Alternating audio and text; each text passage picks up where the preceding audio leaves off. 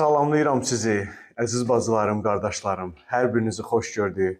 Rəbb hər birinizi bərəkətləsin. Bugün müqəddəs kitabdan bir hissəni götürmüşəm, artıq ekranlarımızda görürük.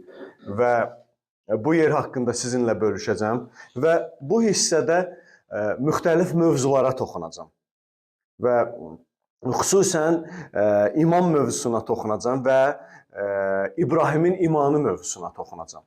Və biz bilirik ki, Rəbb İbrahimə böyük bir xeyir dua verdi və İbrahim Rəbbə iman etdi. Bu ona salihlik sayıldı.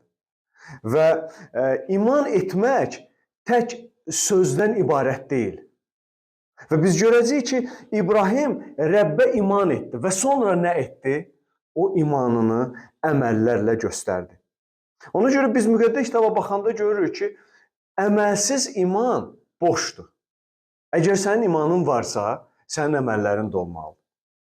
Mən həmişə misal çəkəndə deyirəm ki, bir insanla danışanda deyirəm ki, sən mənə deyə bilərsən ki, mən sənin xətrini çox istəyirəm, sənə böyük hörmətim var, səndən ötürü hər şey etməyə hazıram. Amma mən çətinə düşəndə sənə zəng vururam və yaxud da səni axtarıram, sən mənə kömək etmək istəmirsənsə, sənin sözlərin sadəcə boş sözlərdir. Yəni, sənin sözlərinlə əməllərin düz gəlmir. Və ona görə, əziz bacılarım, qardaşlarım, əgər biz Rəbbə iman ediriksə, bu imanı öz əməllərimizdə də göstərməliyik. Bilirsiniz, İbrahimin kitabı yoxdur. İbrahim Peyğəmbər kitab yazmayıb. Amma biz İbrahimin nə ilə tanıyırıq? Həyat tərzi ilə, yaşayışı ilə, əməlləri ilə İbrahimi tanıyırıq. İbrahim Peyğəmbər haqqında Musa kitab yazıb. Amma onun həyatı, onun imanı, onun imanında olan əməlləri bu günə kimi bizlərə və milyonlarla insanlara nümunədir. Ona görə elə iman et, elə yaşa ki, qoy insanlar sənə baxıb Rəbbə tərəf dönsünlər. Qoy insanlar sənə baxıb Rəbdən uzaqlaşmasınlar. Oxuyacağım bu hissədə İbrahimin imanı məni bir daha heyran etdi. Biz bilirik ki, İbrahim öz yaşadığı yeri tərk etdi Allahın sözü ilə. Biz bilirik ki, İbrahim Allahın sözü ilə öz oğlunu Allaha qurban gətirdi. Amma burada onun başqa bir böyük bir inam addımına, iman həyatına baxacağıq. Gəlin bir yerdə Yaradılış kitabı 24-cü fəsil 1-dən 7-ci ayəyə kimi oxuyaq. İbrahim qocalıb yaşa dolmuşdu. Rəbb hər şeydə ona xeyir-dua vermişdi.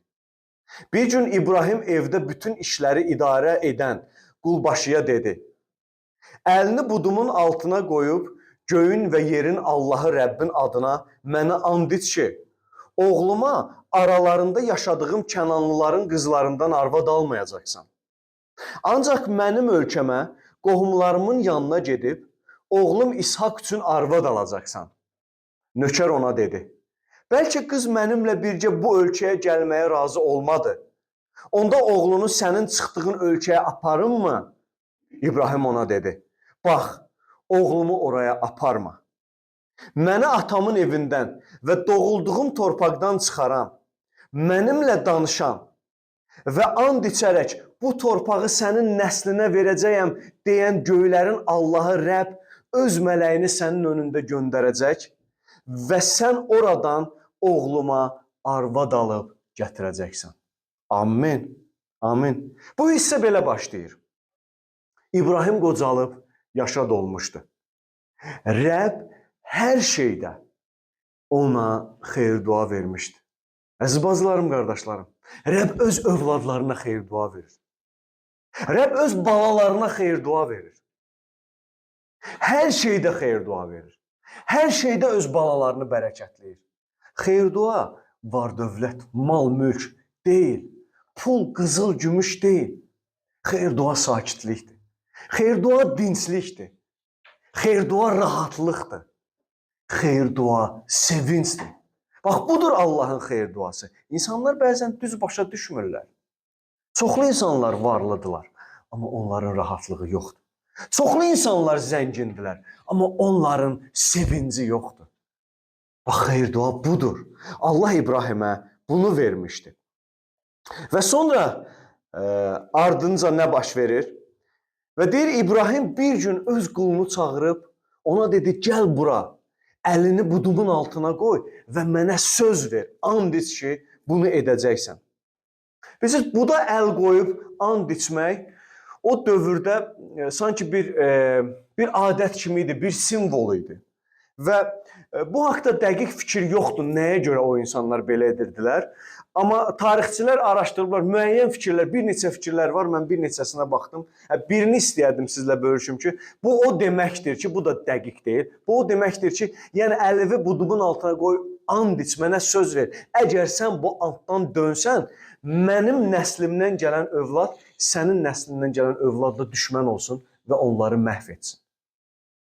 Və ona görə də belə bir ağır and içirdi o dövrdə insanlar. Hətta xatırlayırsınızsa, Yaqub öz oğlu Yusifi çağırır və ona da deyir ki, əlini budumun altına qoy, mənə söz ver ki, məni burada bastırmayacaqsan. Məni atamın yanında bastıracaqsan. Və Yusif də bunu edir, bu andı içir. Və sonra nə baş verir? Sonra biz görürük ki, İbrahim quluna belə bir müraciət edir. Deyir, mənim oğlum İshaka Kənan qızlarından arvad alma, mən istəmirəm. Get mənim qohumlarımın arasından, mənim məmləkətimdən, mənim oğlum İshak üçün bir qız gətir ki, o onunla evlənsin. Burada sual çıxır, niyə? İbrahim o ərazidəki, o Kənan torpağının qızlarında nə görmüşdü? Bilirsiniz, əziz bacılarım, qardaşlarım, biz müqəddəs kitabı sonra oxuyanda, ardıcıl oxuyanda görürük ki, İshakın oğlanlarından biri Esav Kənan qızları ilə evlənmişdi. Və sonra 27-ci fəsildə yazılıb ki, Rivqa İshaka dedi, xetli qızların əlindən həyatımdan bezdim. Əgər Yaqub da beləcə bu ölkənin qızlarından, xetli qızlardan özünə arvad alsa, daha mən niyə yaşayıram? Fikir verin, demək o ərazinin qızlarında nəsə var, ümumiyyətlə o ərazidə nəsə var idi. Və mən indi sizə deyəcəyim. Bilirsiniz, Yaradılış 10-cu fəsildə bir ayını oxumaq istəyirəm. Biz bilirik ki, Nuh öz oğlu Hamı lənətləyir.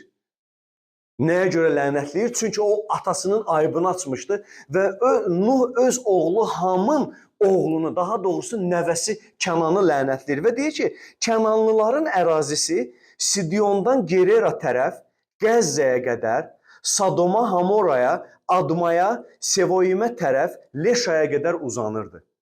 Bunlar öz ölkələrində və millətlərin arasında qəbilələrinə və dillərinə görə ayrılan Hamın oğulları idi. Fikir verin, əziz bacılarım, qardaşlarım, lənət Hamın oğullarının üzərində idi. Hələ siz şəhərin adlarına fikir verin. Onlar yaşadığı şəhərin adlarına fikir verin. Sidion, Gerera, Qəzza, Sodom və Hamora, Admay, Sevoim. Biz tarixdə oxuyuruq müqəddəs kitabda. Sidion xalqını qırırlar. Gereranı qırırlar. Qəzzə bu günə kimi fəlakətdə, bəladadır. Sodom və Hamora göydən Allah alov tökür və o şəhərləri yandırır. Hətta tarixdə var ki, Admaya və Sevoim şəhərləri də Sodom və Hamora şəhərləri ilə bir yerdə yanıb, məhv olur və bu günə kimi sadəcə qalıqları var. Lənət bu idi. İbrahim bunu bilirdi. İbrahim bilirdi ki, bu yerdə yaşayan xalqlar, bu yerdə yaşayan insanlar lənətlidirlər. Nuh onları lənətləyibdi və Kənanlıların nəslidir bu yerdə yaşayanlar. Ona görə quluna deyir ki, mənim oğluma bu yerdən qız alma. Amma Esav o yerdən qız aldığına görə onların vəziyyətləri ağır oldu. Rivqa dedi, mən bezmişəm, istəmirəm Yaqub da bu yerdən qız alsın. Əziz bacılarım, qardaşlarım, bu dünya lənətlidir. Ona görə, əgər sən subaysansa, əgər sən ailə qurmaq istəyirsənsə, bu dünyadan evlənmə. Bu dünya ilə ailə qurma, bu dünya ilə birləşmə. Bu dünyaya getmə. Bu dünyanı sevmə. Çünki bu dünya lənətlidir. Çünki bu dünya qaranlıqdır, zülmətdir. Allah bu dünyanı Adəmə görə lənətlədi. Deyir, Adəm, sənə görə bu torpağı lənətləyirəm. Ailə qurmaq istəyirsən, evlənmək istəyirsən, Allahın övladları ilə, Allahın balaları ilə, imanlılarla evlən. Bilirsiniz, əziz bacılarım, qardaşlarım, evlənmək imanlının həyatında atdığı ən vacib addımlardan biridir. Ən vacib qərarlardan biridir.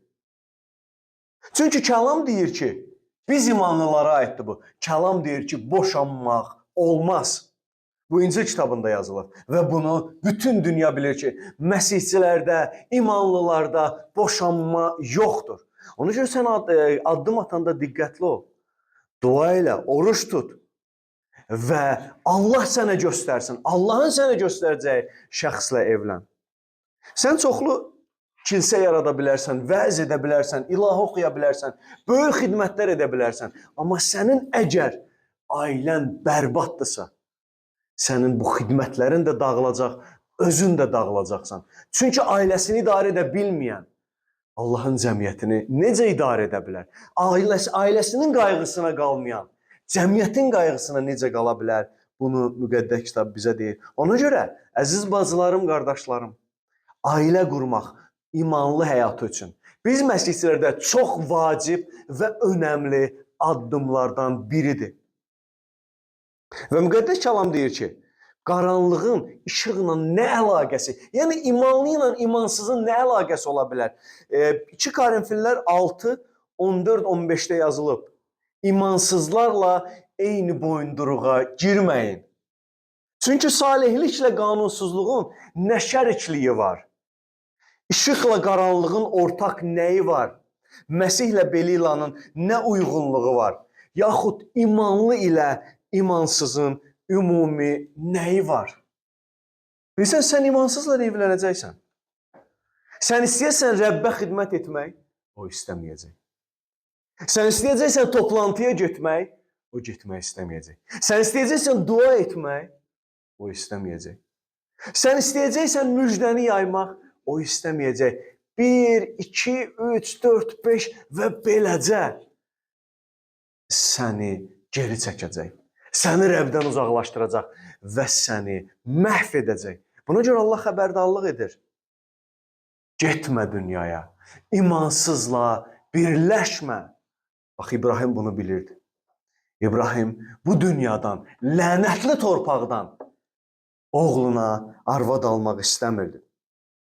Bilirsiniz, əziz bacılarım, qardaşlarım, məni bu mətndə bir şey heyran edir. Fikir verin, İbrahim qulunu çağırır, deyir ki, mənim oğluma buradan qız almayacaqsan, ged mənim atamın evindən mənim oğluma qız tap gətir, onunla evlənsin. Amma evlənəcək şəxsin heç səsi çıxmır. İshakın biz burada səsini görmürük, eşitmirik. Amma biz olsaydıq deyərdik, ata bir dəqiqə, başa düşmədim, evlənən mənəm. Mənim öz istədiyim var burada qonşuda, sən mənə öz Atongildən mən bilmirəm, sən oradan mənə kimi gətirəcəksən, kimlə mən evlənəcəm. Bir dəqiqə ata. Sizdə İshak belə dedi? Xeyr. Müqəddəs kitabda biz görmürük ki, İshak atasına bir kəlmə də desin. İbrahim qulu ilə danışanda, İbrahim qulunu göndərəndə, İbrahim onun üçün bu qərarı verəndə. Bilirsiniz niyə, əziz bacılarım, qardaşlarım? İshak atasına hörmət edirdi. İkincisi, İshak da o yer haqqında olan lənəti, o insanlar haqqında olan tarixi, hadisəni, o insanların vəziyyətini bilirdi. Bilirsiniz, ataya, anaya hörmət etmək çox vacibdir. Bunu müqəddəs kitabda Allah dəfələrlə biz övladlara buyurur. Qanun kitabı, Çıxış kitabı 20-ci fəsil 12-ci ayədə qanunda, Musanın qanununda yazılıb. Atana, anana hörmət et ki, Allahın Rəbbin sənə verdiyi torpaqda ömrün uzun olsun. Bu, daxilində vəd olan ilk əmirdir. Allah deyir, hörmət et. İstəyirsən ömrün uzun olsun. İstəyirsən günün güzaranın yaxşı olsun. Atana və anana hörmət et. Süleymanın məsələlərində yazılıb. Daha doğrusu, qanunun təkrarında yazılıb. Qoy ata anası ilə hörmətsiz rəftar edənə lənət olsun. Bütün xalq dedi, amin. Süleyman məsəllərində yazılıb, səfi ata tərbiyəsini ələ salar, doğma atana qulaq as, anana xor baxma. Budur Allahın tərbiyəsi. Budur Allahın bizdən istədiyi. Budur Allahın övladlardan, uşaqlardan istədiyi ki, atana, anana hörmət et. İshak kimi o atasının qərarına, o atasının istəyinə, o atasının addımına hörmətlə yanaşdı. Ona görə səsini çıxartmırdı. Atasına heç nə demirdi. Budur Allahın tərbiyəsi. Budur Allahın əxlaqı. Biz necə? Atamıza, anamıza necə hörmət edirik? Atamıza, anamıza necə yanaşırıq?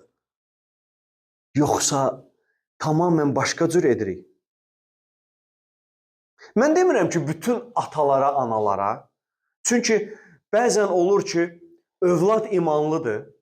Bəzən olar ki, oğul ya qız imanlıdır, amma ata-ana imansızdır, iman etmək istəmir. Və sən ailə qurmaq istəyirsən, amma sən imanlı ilə ailə qurmaq istəyirsən, amma atan-anan səni imansızla evləndirmək, ərə vermək istəyir. Bəli, bu zaman qulaq asmaya bilərsən. Çünki onlar artıq imansızdır. Mən bu şeyi yaşamışam. Mən imanlı bir qızla ailə qurmaq istəyirdim, amma mənim anam razı deyildi. Və mən anama qarşı çıxmadım. Mən sadəcə çəkildim və başladım dua etməyə. Və dua etdim, bir müddət keçdi, Allah elə etdi ki, mənim anam razılaşdı. Dedim, mən razıyam, evlən, ailə qur. Və ondan sonra mən o qızla evləndim və çox xoşbəxtəm. Və mənim gözəl həyat yoldaşım və 3 dənə də gözəl övladım var.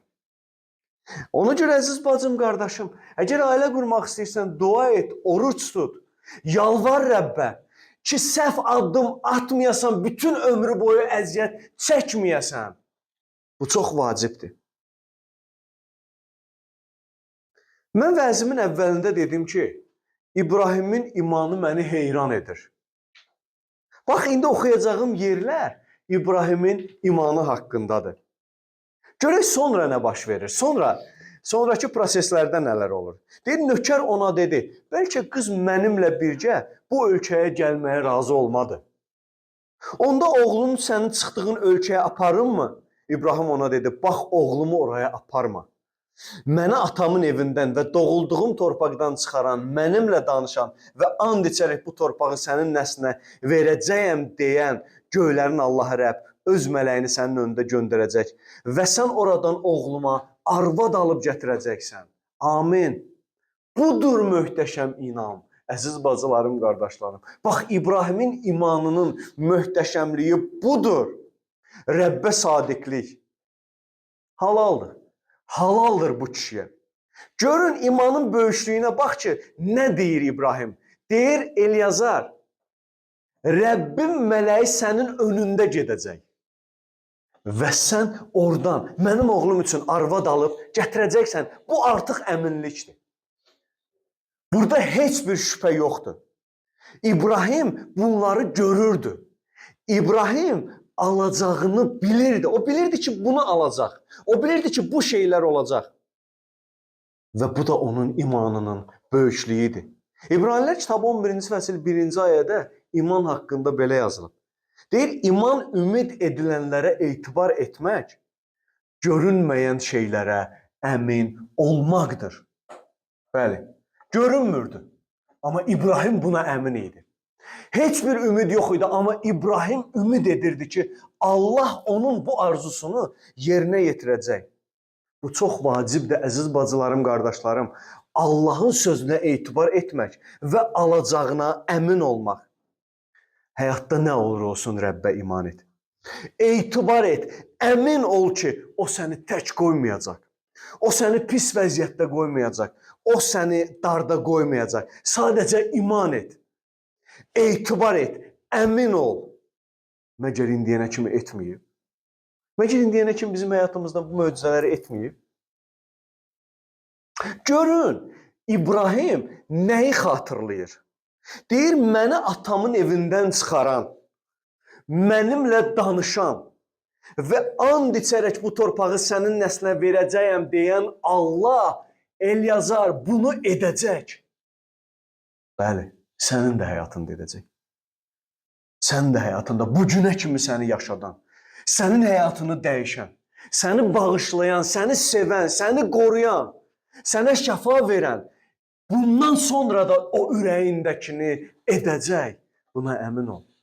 Ruhdan düşmə, şübhə etmə, istədiyini edəcək, qorxma.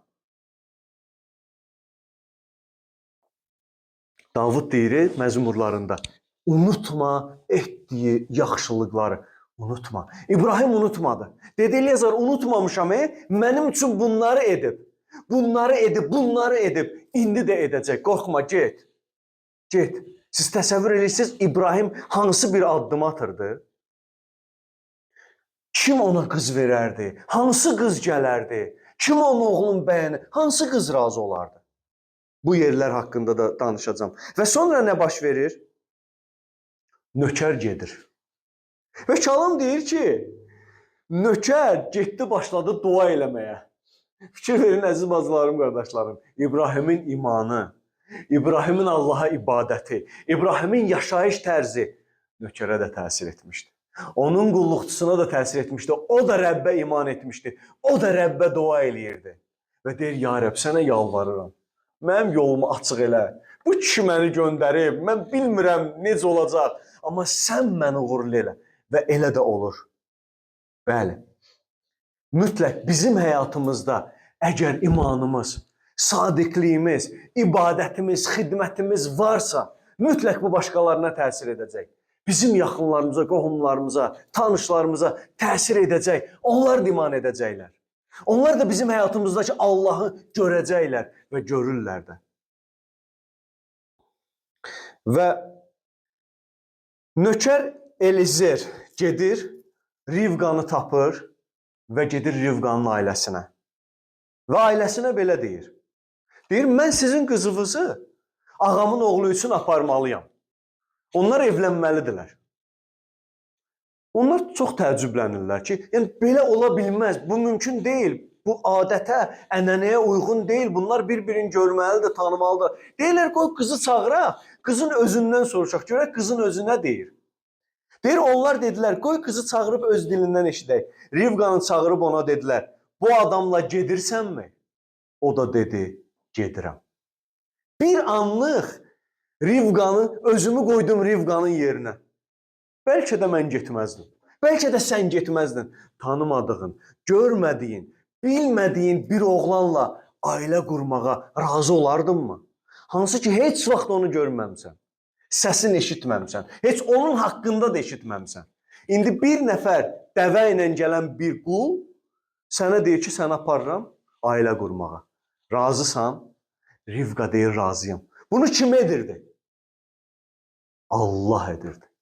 Bunu Allah edirdi. Çünki İbrahimin buna imanı var idi. Bax sən də iman etsən, inansan, Allah sənin üçün həyat yoldaşı tapacaq. Hardan tapacaq mən bilmirəm. Amma tapacaq. Lazım olsa başqa şəhərdən tapacaq. Amma sən demə ki, burada qız yoxdur, evlənim. Oğlan yoxdur, burada ərə gedim. Xeyr. Sənin imanın olsa, Allah sənin üçün yetirəcək. Allah tapacaq sənə. Necə ki, Rivqanı Allah İshak üçün gətirdi. Və görün, sonra nə baş verir? Çünki bu şeylərin heç birisinə İbrahim şübhə etmirdi. O əmin idi ki, bu şeylər yerinə yetəcək və həqiqətən belə də oldu.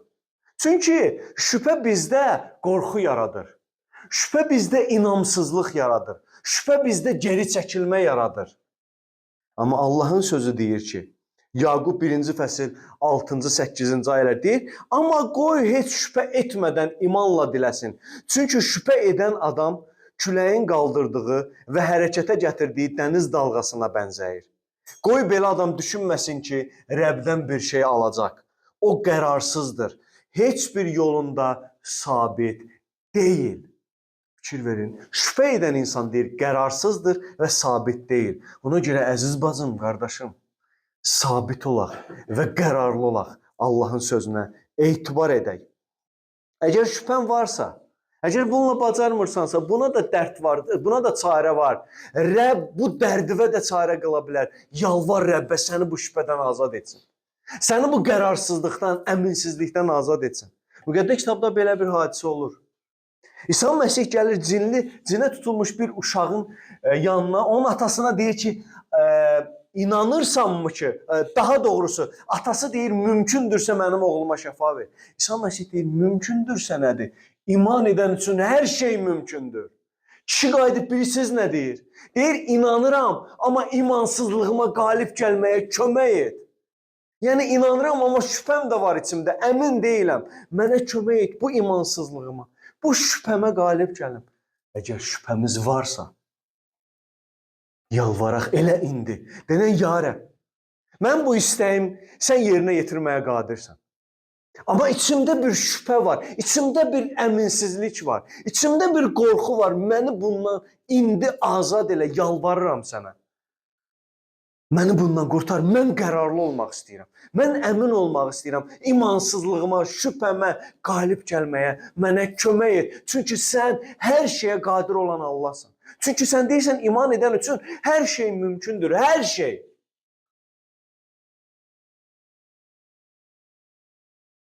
Amin. Sonda nə olur? Sonda nə olur? İshak Rivqanı anası Saranın yaşadığı çadıra apardı. Və Rivqa onun arvadı oldu. İshak onu sevdi. Və anasının ölümündən sonra onunla təsəlli tapdı. Amin. Əziz bacılarım, qardaşlarım, Allahın verdiyi həyat yoldaşı, Allahın verdiyi arvad və yaxud ər sənə təsəllidir, sənə dayaqdır, sənə sevincdir, sənə rahatlıqdır və xeyir-duadır. Bunu unutma. Allahın verdiyi həyat yoldaşı belədir. Çünki Allahın xeyir-duası kəlam deyir, insanı zəngin edir, insanı kədərləndirmir, dərdə, bəlaya salmır. Allahın xeyir-duası insanı zəngin edir. Rəbb İshaka necə xeyir-dua verdisə, Rəbb İshakı necə bərəkətlədirsə, biz oxuyuruq, növbəti fəsillərdə görürük ki, Allah İshaka böyük bir xeyir-dua verdi. İbrahimdən sonra kəlam deyir ki, Allah İshakı xeyir-dualı elədi. Və bilirsiniz müqəddəs kitab nə deyir? Həmişə Allah özünü təqdim edəndə deyir, mən İbrahimin, İshakın Allahıyam. Buydu onların sadiqliyi. Allah o xeyir-duanı sənə də vermək istəyir. Allah istəyir ki, sənin həyatını da özü ilə, sözü ilə, müqəddəs ruhu ilə bərəkətləsin. Amin. Qoy bu işdə Rəbb hər birinizə xeyir-dua versin. Amin.